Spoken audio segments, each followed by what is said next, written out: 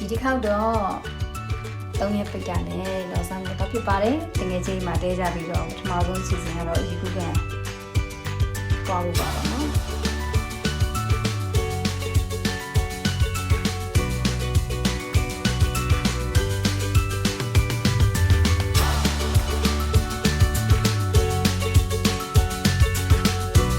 ရင်းနာချန်လေးကိုရွှေ့လိုက်တဲ့အနေနဲ့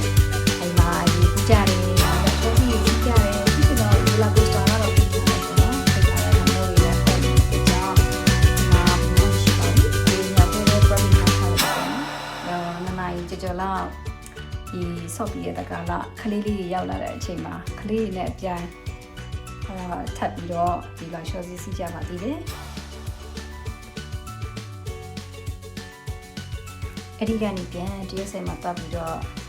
စားတောက်ကြပါတယ်အဲ့လိုနဲ့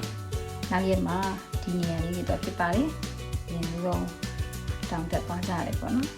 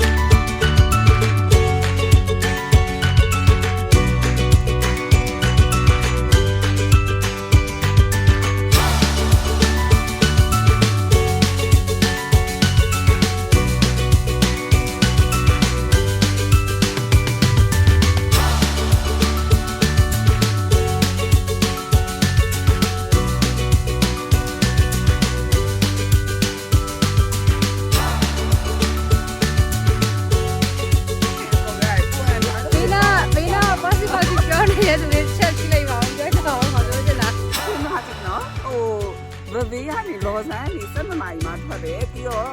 တခြားတစ်နေရာကိုလည်းရောက်သွားချင်တယ်တောင်းအောင်လည်းတက်ချင်တယ်တောင်းတက်တော့လေမိနစ်နဲ့ပဲ45မိနစ်တောင်းတက်တယ်ပြီးတော့ဒီကတောင်းပြောင်းမှရှိတယ်ဆိုတော့ပုံအဲ့ဒါလည်းကြားနေရတယ်ဇက်တူဒီဟောင်းမှာချက်ထိုင်နေမှာ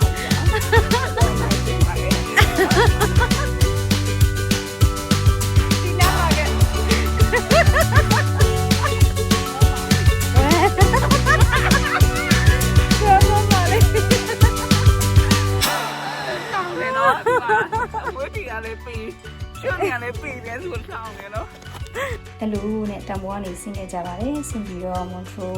ဒီတင်မောစိတ်မှာတောက်ပြီးတော့တင်မောဆောင်ကြပါတယ်ဖြစ်ရှင်တော့တင်မောကရောက်မလာဘူးရောက်မလာတဲ့ခါကျတော့ခုလေးရပြီးတော့ဒီမှာစားစားကျွေးမယ်ဆိုရက်ဖိတ်ထားတဲ့နေရာစီကိုညရအောင်သွားခဲ့ပါတယ်နည်းနည်းတော့နောက်ကျသွားတဲ့အတွက်ကြောင့်စားစားတွေကအကုန်လုံးတော့မချတော့ပေါ့နော်စားတော့ဒါပေမဲ့ဒီမှာစားစားနိုင်ငံတက်စားစင်နေတဲ့လူတွေဖြစ်တဲ့အတွက်ကြောင့်တက်ပုံရိုက်ဖို့လုံးဝမပြီးသွားခဲ့ပါတယ်။အရန်ကိုစားကောင်းခဲ့ပါတယ်။